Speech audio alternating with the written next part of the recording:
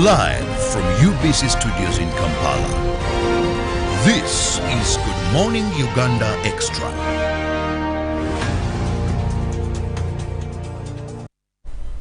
Welcome back from Sports with Ruben and Pima Kasera Chibidango for the sports lovers. It is time for Good Morning Uganda Extra. And of course, we can't thank you so much for keeping it on UBC TV, sending in those messages on the various topics in our various segments in our number of programs. Thank you and keep that feedback with us. I'm Robert Chirabo and this is Good Morning Uganda Extra. Jagenda Semakula, he's on other official duties and is not with us this morning. So I choose to sail you through this hour of Good Morning Uganda Extra. And this morning, I'm privileged and honored to be hosting a young man as we are going to be discussing the role of youth in national development, who happens to be the chairman of the Students Association, NRM, Makerere University. So all those that succumb or all those that are NRM and they're at this particular higher institution of learning, which is Makerere University, he is their leader and with whom we are going to be discussing a number of issues regarding youth. Uganda, we know the highest number of our population, about 87% are youth. And this, in one way or the other, is a time bomb if not handled very well. Yet if handled, mentored very well, this is gold. And this is the future of the country. Previously, the youth would have a slogan that said, we are the leaders of tomorrow. Today, that has changed. And they are saying, we are the leaders of today. But how do they get in leadership? What have they done or what can they do for our nation is what we are going to be discussing with Maxon Dixon Muhwezi, with whom I'm in the studios. Muhwezi. Yes. I must say you're smart. Thank you. I love your suit. We thank God. You're smart too. This is a unique one. Yeah, thank you. I last saw this with, is it the North Korean president? Yes. It's one of the suits this man wears. And when I saw you dressed similar, I said, yes, I'm going to be discussing issues with a leader. Yeah. And of course, the pockets were the yellow there, I think, is for your political affiliation? Certainly, yes. Yeah. There's something yellow. I'm happy to have the opportunity to be hosted on this great program, Good Morning Uganda and Good Morning Africa. Thank you. Well, to begin with, we know that according to our constitution, someone from the age of 18 to 30 regard them as a youth. UN goes up to 35. No.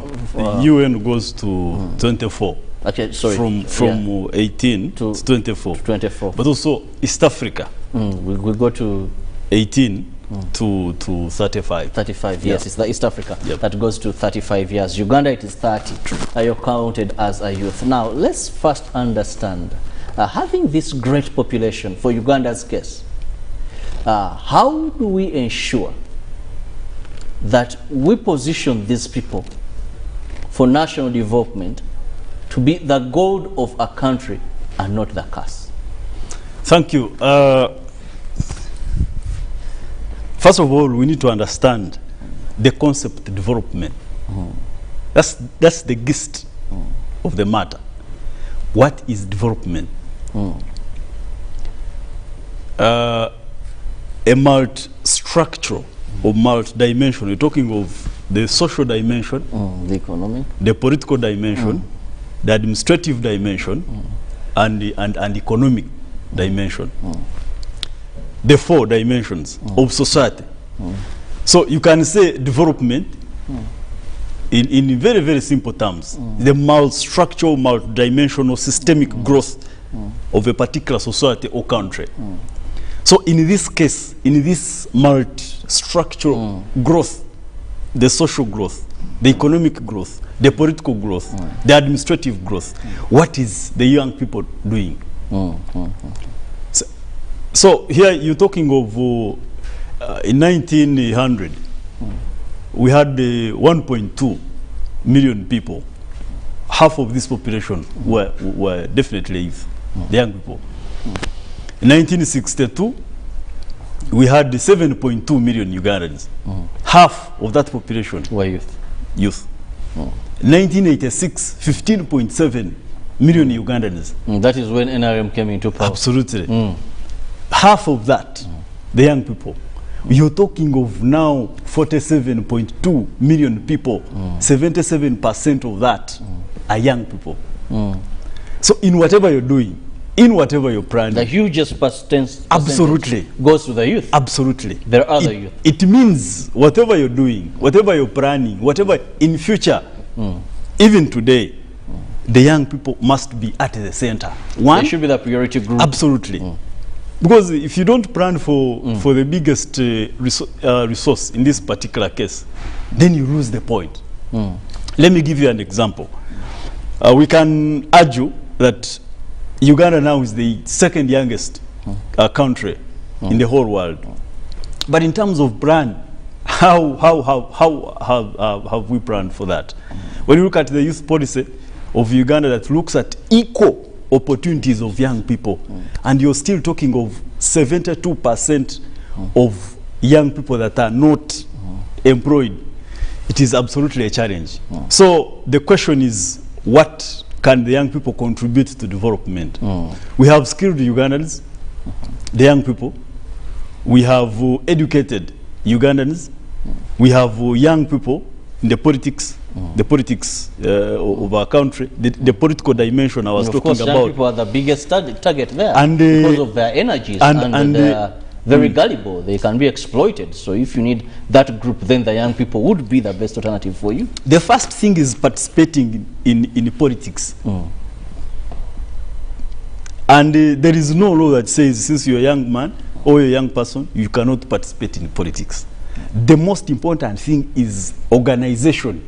Politics is the art and science of management of society. So the moment the young people are not party or not part to this organization of politics, then we lose the whole thing. Don't you think in all socio-economic factors of development, we focused more on politics, and our country is doing great? For example, right from grassroots, local council 1, secretary for youth, continue through the ladder. These, would I call it affirmative action, or ensuring that the young people are given a priority. And when it comes to political mileage, I think our country could be doing scoring very high at that level. It is the best in terms of structure of young. For the first time in 700 years, Uganda has got cell, village, sub-county, parish, sub-county, the constituency, the district, and at the national level. The young people are represented for the first time in 700 years. But you see, that is not important. The most important thing is, are these structures empowered? Let me tell you, we are running a budget of 45.5 trillion. I can shock you that the budget of the structure I talked about is 2 billion annually. But remember, we said the most important thing in this particular case, minus security, minus the health, and maybe agriculture and other things, you're looking at the young people. But when you look at the construction, 2 billion. Because even if I'm in the structure, I'm not empowered. There's no convention. There's no organization. There's no program. There's no skill. There's no employment. And I am in the structure. Doesn't make sense. So our idea is that the empowerment mechanism needs to be elevated. You see, we have priorities. And probably we look at the strategic bottlenecks of a country like Uganda. That is where we have to fit in the proper sense of the word. If you are looking at ideological bankruptcy, that is one of the strategic bottlenecks that is affecting the young people. Right now, I think about tribe, religion, race, color, age. I mean, we need to develop that. I said development has to be systematic and it has to be equal. The moment the political dimension grows faster, and then the economic, there is an imbalance in the terms of it is called social and economic. it is called distorted development. Yes. So if if the social aspect has grown, it has to be at the same pace with the political aspect, the administrative aspect, and the social aspect per se. Let's begin by looking at the economic aspect of this. The NRM government, and good, this is the part you succumb to, has tried a number of initiatives. Youth livelihood, youth development, capital venture, mentioned but a few. Now we are looking at the Myoga. We had Operation Wealth Creation that also was, we have the parish development model. All these over a time are aimed at ensuring this huge percentage of the population is targeted. When we look at that alone in terms of economic empowerment, we've also seen even in terms of employment, where at least we are seeing that now we are having young lads taking over key decision making in terms of leading key organizations, government bodies, and all this. What has failed? Where is the gap in terms of economically empowering the young people? Yeah, of course. Thank you so much. You see, the NRM government really prioritizes the most important things. And like I said, the young people being one of the most important aspects in the country, that's why those punitive measures are taken to curb unemployment and the unemployment-related issues. But those programs, programs and ideas and policies definitely come with negative aspects, the lacunas. In this particular case, when you look at the performance of a YLP, Youth Livelihood Fund, you look at the performance and the monitoring, the biggest issue that affected a YLP was actually monitoring. You give the young people money, you assess, they start business. There is no monitoring, there is no mechanism for refund, because that money was supposed to be given to the young people. They use it, they return, so that other people can. Revolving fund. Absolutely. But the refunding strategy was definitely laughable. And we can aptly say that maybe here and there, the level of monitoring, the level of supervision was down. And we pray that very good ideas like the parish model, activities, the Myoga and others are well structured and also monitored, so that we don't repeat the same mistakes. Because the moment you do this and you have the same mistakes of the past, then again you duplicate it and bring another aspect. I mean, it doesn't make sense. So we pray and request that the monitoring and supervision are absolutely clear. Well, there is also belief that the young people just lack proper ideology. Have them Not everyone. Development of a nation. Not everyone. You see, it's an ideological problem. You see, Uganda is a developing country. Mr. Big Bad. I know they call you small bad, but me, I call you Big Bad. Uganda is a developing country. It is not a developed country. Other countries like the United States, I always hear Ugandans trying to compare. Yes. America is more than 100 years of independence. Uganda is just in the 50s. Uganda is a developing country. There are stages of development. We cannot swallow what we don't have. This ideological bankruptcy is informed by, one, our political genesis.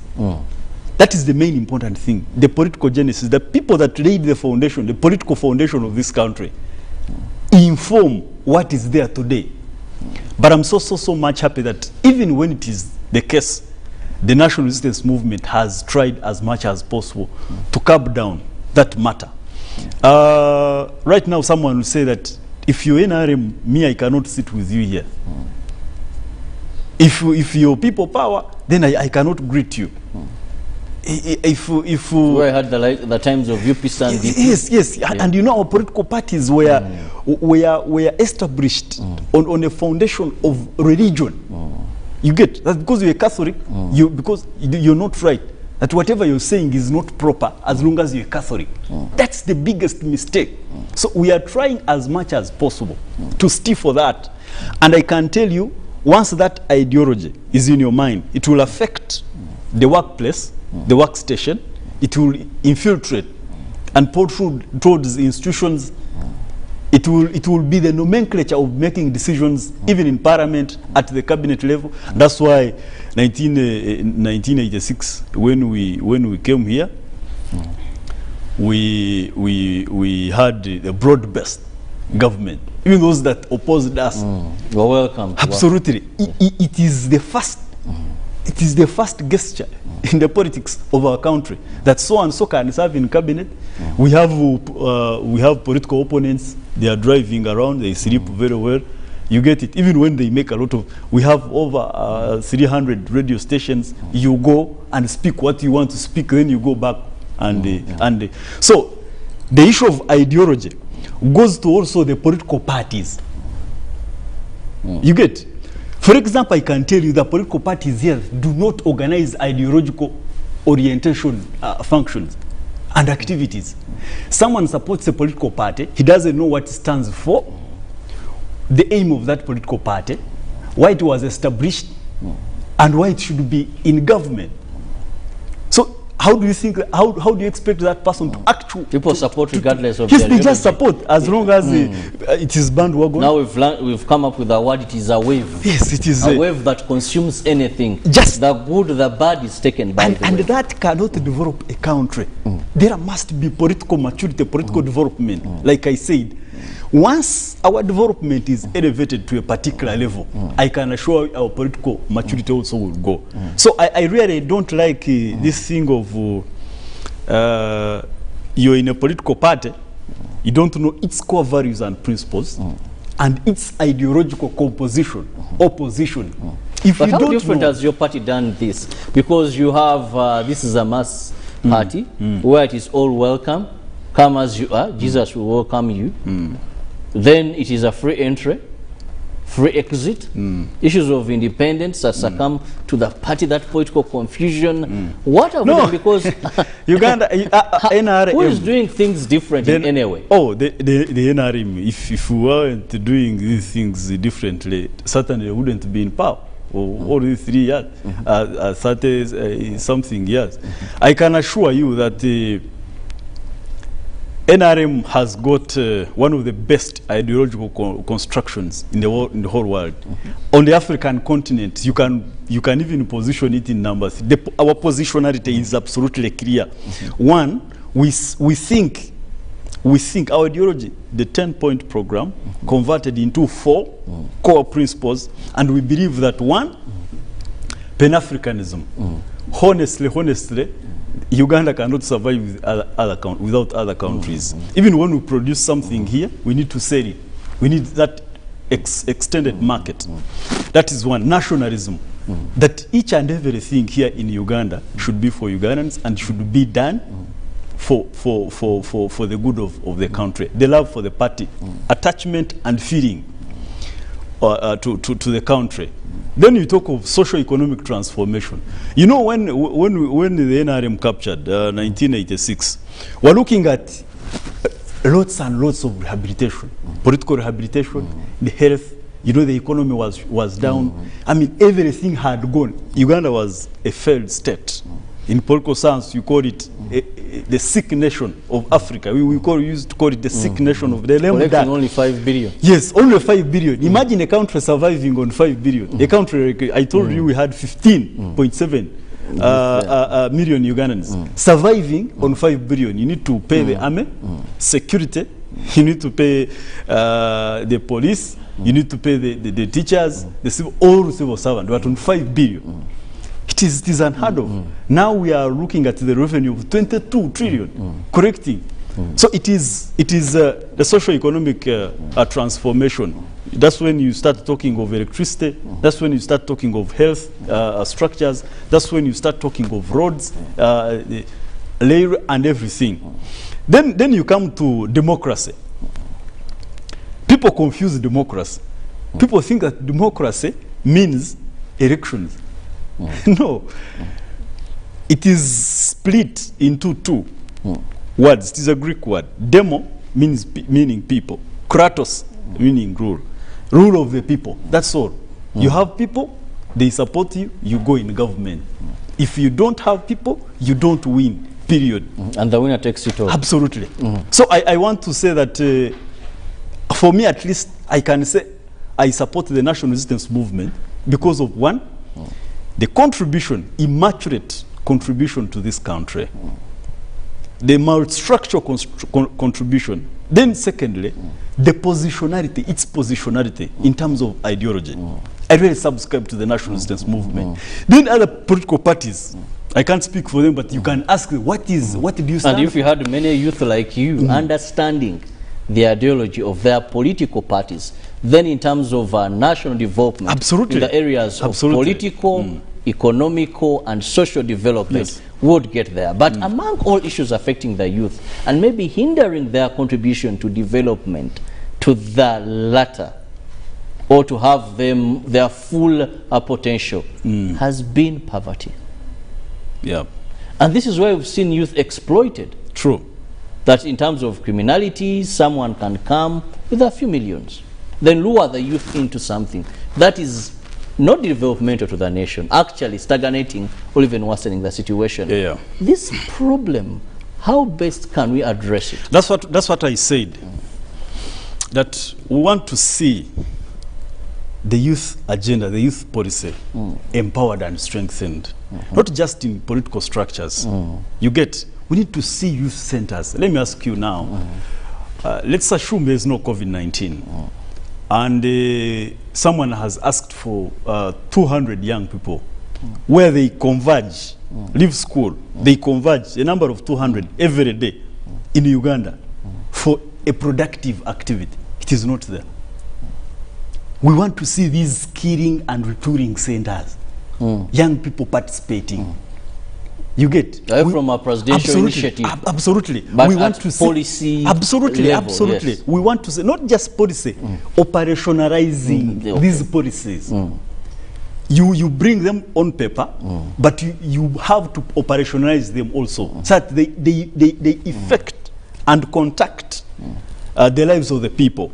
Secondly, we want to see this internet setting. You see, in modern world now, internet is key. I can assure you, a very, very good number of people, a very good percentage of young people survive on internet. You get what I'm saying? So there must be robust policy that extends this internet, not just around Kampala here, but also up country. You get what I'm saying? So that you don't have any room for criminality. You get someone coming to colonize the mind of a young person. Three, which many believe internet has done. Content there, absolutely, a lot of it is controlled by the Western world. No. What I'm saying is access. We must help each and every Ugandan, especially the young people, to access internet as simple as that. Not just in Kampala. You get, let someone in Amodat, let someone in Rukunjiri, let someone access this internet, because it is now like a right. A question I'll put to you, but let me no, first, still before you leave that point, I want to put this to you and better understand it. There's so much craving for the internet, like you've said, but also many are believing, you see, that we are seeing many African countries having a problem with internet, that where this has done more harm to the youth than the good in it. You see, the issue is regulation. The issue is regulation. The world now thrives on information. True. Without electricity, without your phone, it is very hard. You feel you're really not a person, not a human being. So, access first, because you cannot say electricity is bad, you cannot say water is bad, you cannot say education is bad. First, give people education, give people internet. Then the regulation is, because Uganda is not the first country to use internet.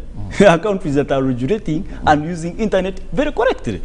Then the other thing was, I wanted to mention was the sports. Oh my God.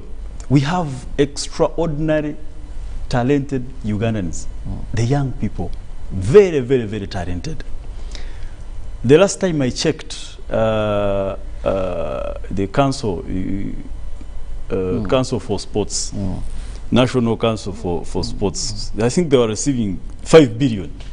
I don't have the figure, but the last 5 billion with the total, I told you 77%, everyone is talented in their own way. You get? So the moment we don't have recreation centers, the moment we don't have these stadiums, the moment we don't have activities that promote these sports, so that people, someone is playing football from this level to this level, from this level to this level, that is his career. He can go on with that. You get? Then the issue of education. Nelson Mandela, the greatest African human being, said it is through education that a son of a peasant can become a head of state. That education is better than a presidential convoy. You get? So we must, in this modern Uganda, in this modern society, we must harness and intricate the issue of education. All those issues support the young people, and from nowhere you will say there is no criminality because the young people are busy. Many are educated, yes, and have not been employed or observed. Absolutely. In the So the issue of employment can only be, it has only one antidote, that you have investment, you have industries here that can absorb the young people. But the young people who are skilled, you get what I'm saying? So that's why I'm saying education must shock absorb employment. You can be educated and you cannot do anything. So we really implore the government, and we are really tasking the government to make sure that the young people are extraordinarily busy, because we are planning for the future. The moment you don't plan for this biggest portion of the population, certainly you lose the queue. Well, we'll go for a break, but when we return, that is Dickson Muhwezi, that is NRM chairperson, Makerere University. Students will be discussing more regarding the youth and national development. How do we have this huge percentage of our population really be productive in terms of socio-economic and political development of our country? We'll return shortly. Live from UBC Studios in Kampala, this is Good Morning Uganda Extra. I'm Joanny Takawalia, the Pikau Goodwill Ambassador. I'm here to inform you that Uganda Cancer Institute, together with the Palliative Care Association of Uganda, in partnership with the Ministry of Health, will host the 3rd Uganda Conference on Cancer and Palliative Care on 23rd and 24th September 2021. The theme of the conference is Cancer and Palliative Care in COVID-19 and Other Challenging Situations. This year's conference is a unique one and will be held virtually, with some sessions broadcast live on UBC TV. We will have panel discussions, plenary sessions, and workshops, as well as presentations of abstract, where scientists will share latest research on cancer and palliative care. This conference will bring together at least 400 policymakers, researchers, health providers, patients, and the general public who will be watching online. I encourage you all to register for this important event. Registration for Ugandan delegates is 200,000 shillings. For more information, call 0392 080 713 or 0414 540 410. Email conference@uci.or.uj or conference@pcau.org.uj. Echa COVID-19 kijja kugwa only if we stay at home, observe physical distancing, wear masks properly, sanitize or wash our hands with soap and water regularly, or get vaccinated now.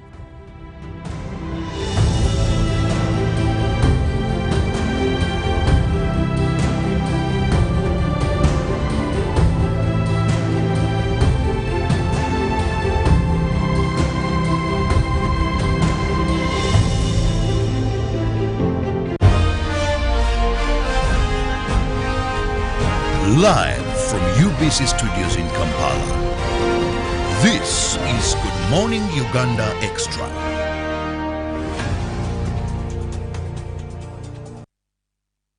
Welcome back from that commercial break. Thank you for keeping it on UBC TV or Inspire Uganda. It is Good Morning Uganda Extra, and this morning we are looking at national development, the role of the youth. We know this is the biggest percentage. It has become a song, but that is the reality, and you're one of the countries in the world with our youngest population. So how do we get the best out of this young population, which is majority of the country? The future of any nation lies in its youth. So coming to Uganda, how have we prepared these people? How have we given them opportunities, but also ensured they are well positioned to benefit from these opportunities?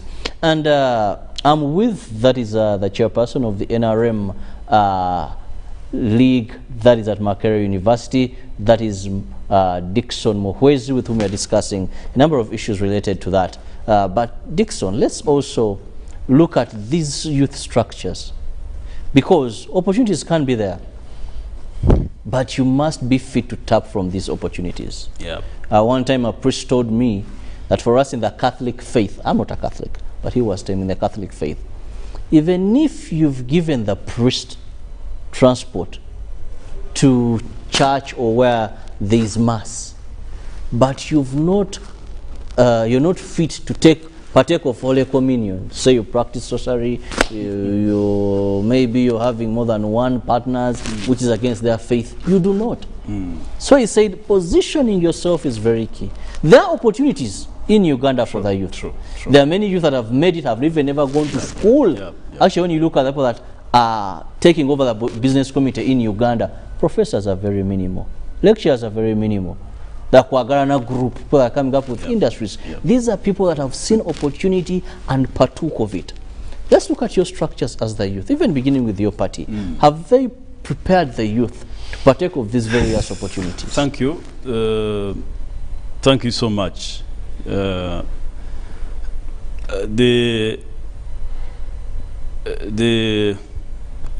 African National Congress, now greatest political party on the African continent, CCM, that is South Africa, CCM, Chama cha Mapinduzi in Tanzania, I can say the second greatest political party, are hugely informed by the structures, not just the name, the structures. In fact, in Tanzania, they will say each village, you will find a branch, you will find a flag, you will find an office of Chama cha Mapinduzi. It is very, very, very hard to defeat that political party in terms of organization, mobilization, and recruitment. So the future of any political party, a political party is a group of people with correct ideology, aiming at taking government power. If your aim is not to take government power, you are not a political party. You are a pressure group. You're not a political party. So I don't want to mention names, but the last time I checked, we had 30 registered political parties here in Uganda. So you can check whether we have political parties in Uganda here or not. If the aim is not to take government power, then you're not a political party. But organization of youth structures, in this case, I'm speaking as a young person. The NRM has got the strategic plan of 30 people per village.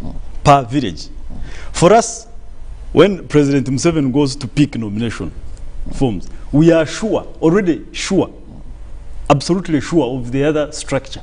30 per village. The PWDs, the elderly, the women, the historicals, the entrepreneurs, you have the youth. And so we have taken long, minus having this official and many are saying these are defunct as we speak. Even the elections are long, overdue. Absolutely. So you may have them, but going on ground, some have deserted. Definitely. You see, I told you running a political party is like human race. This one grows, dies, this one comes in. You get? There must be systemic and systematic movement. You get? We had a group of young people, like-minded, with correct ideology, 1980s, organized themselves, they mobilized Ugandans, Ugandans refused. Only 42 agreed to go and attack Kabamba.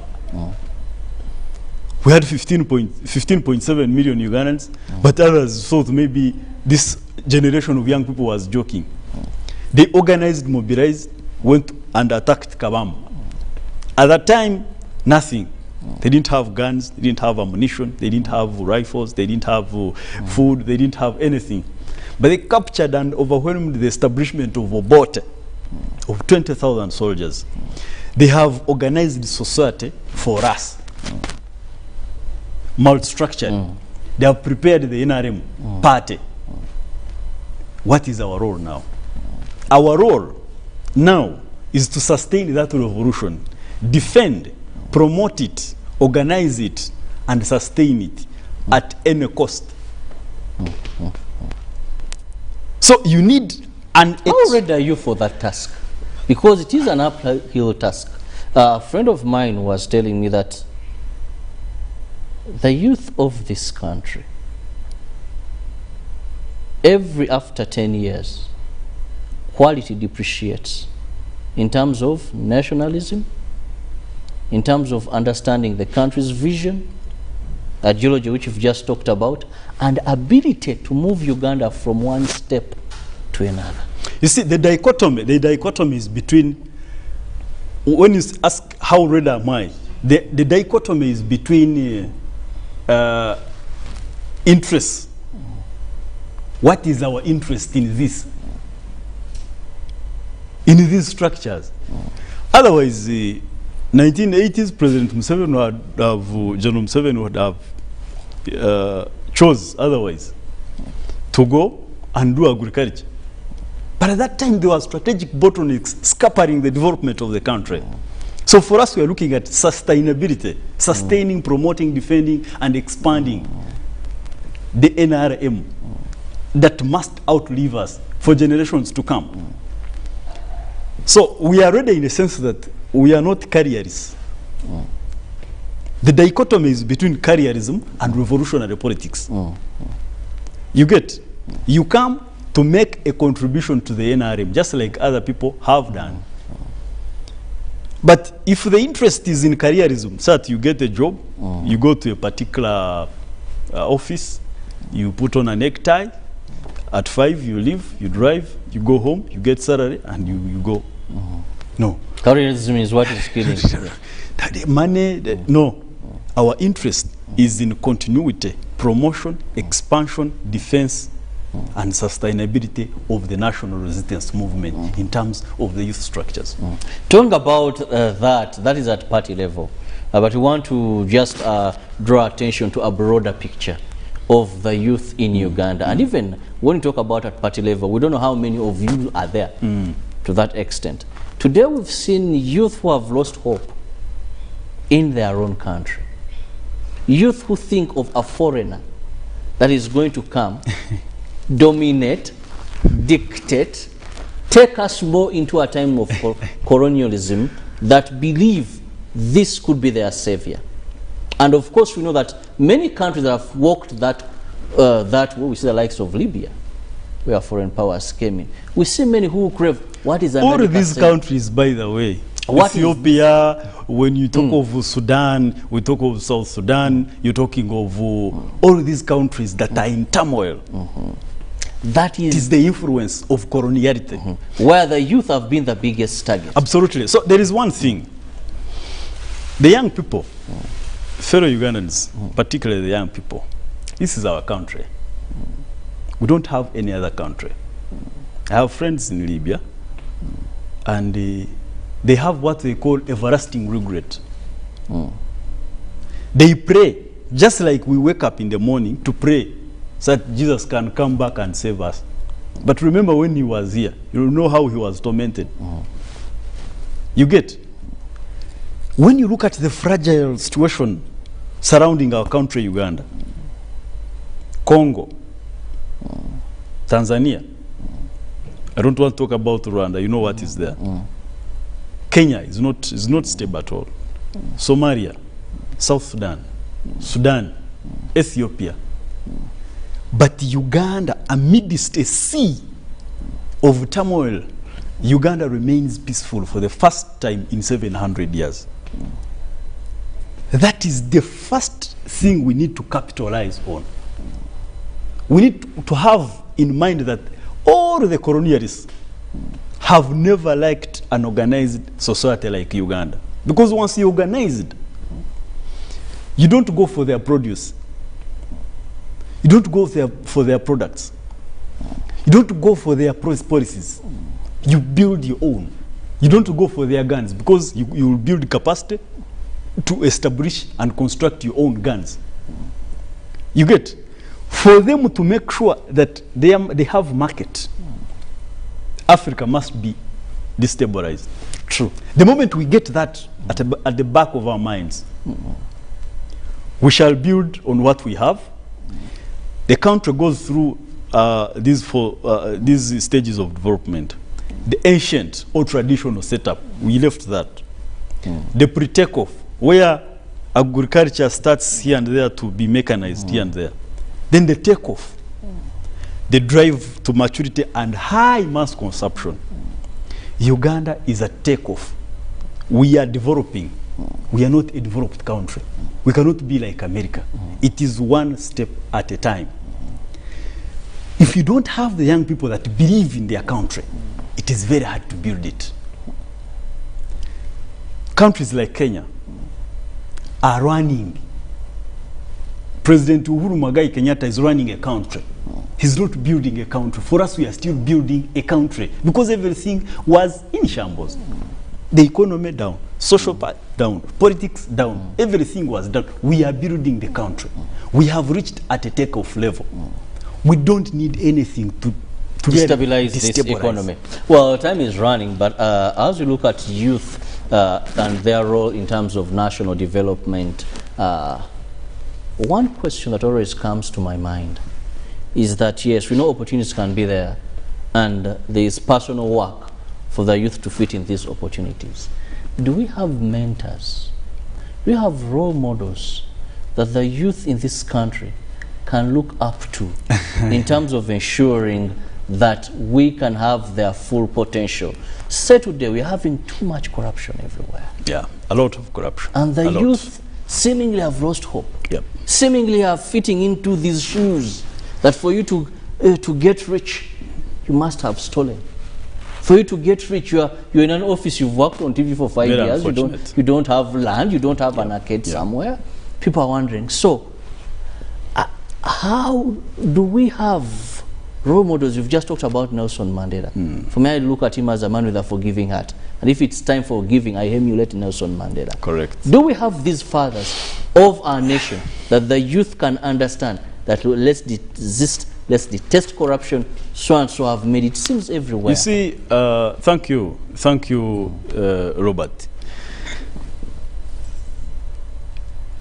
Corruption is just a symptom of lack of patriotism.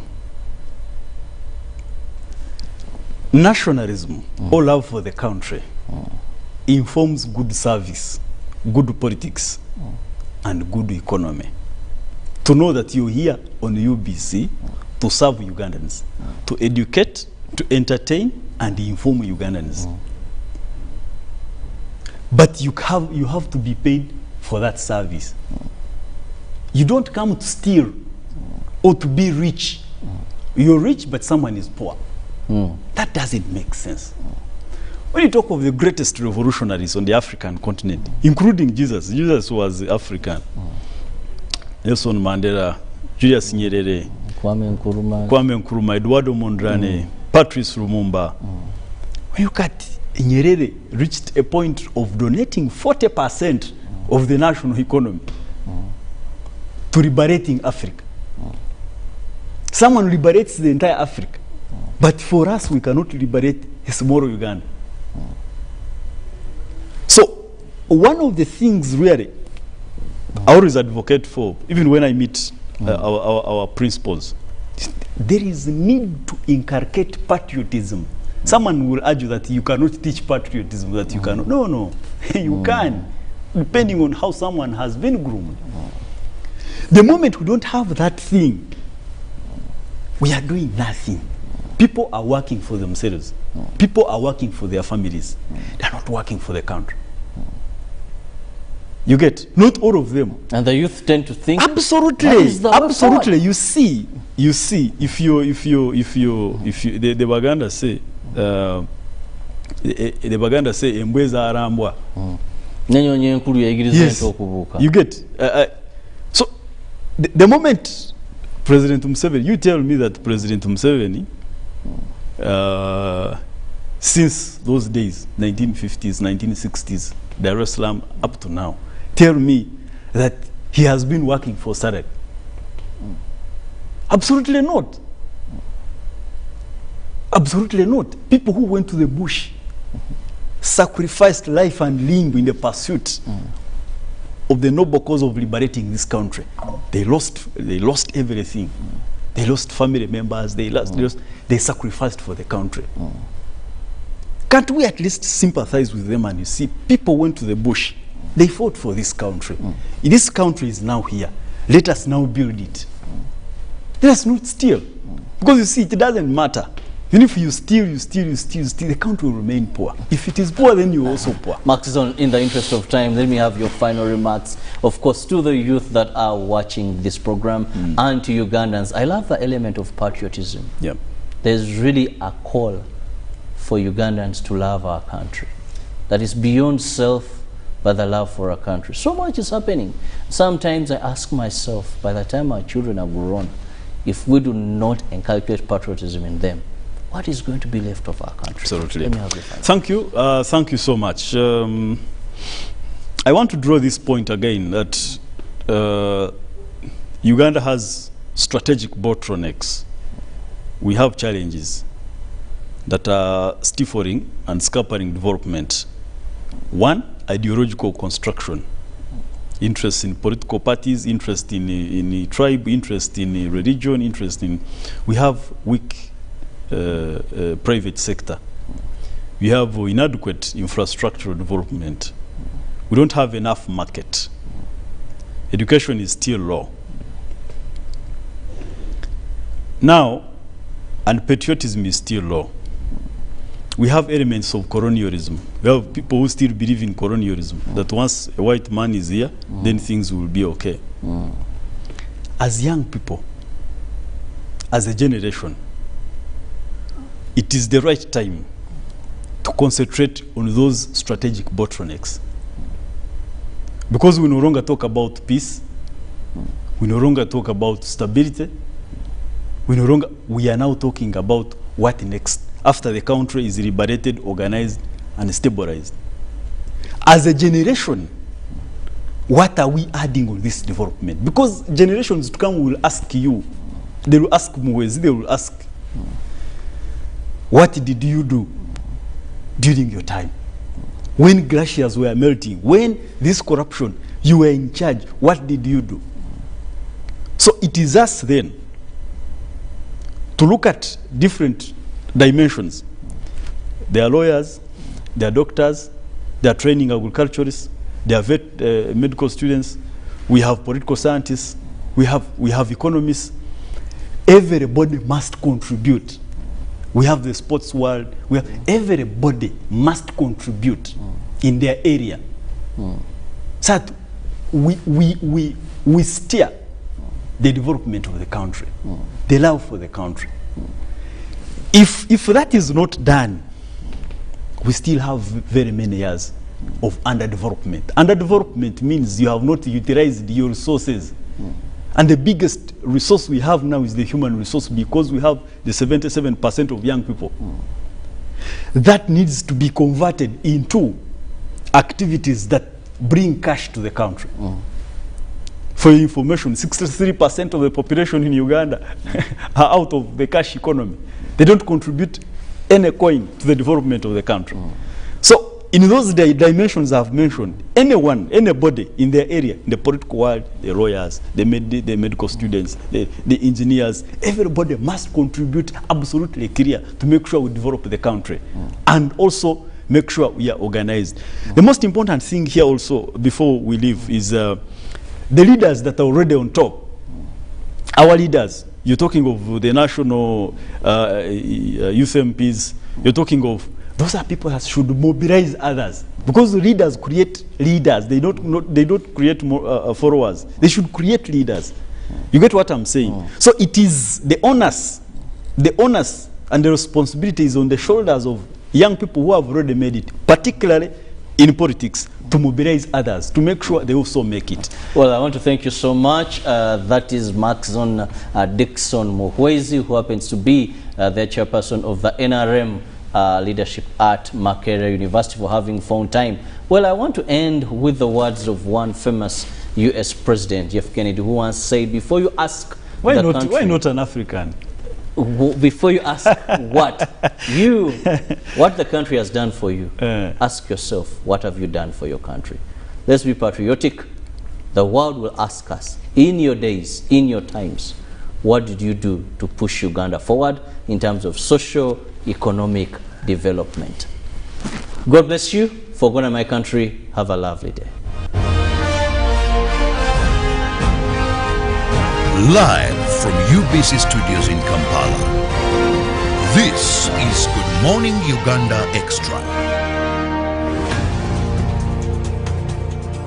Getting GoTV was the best decision James has ever made. Finding a good place to watch football was never easy, but it was costly until James discovered something big.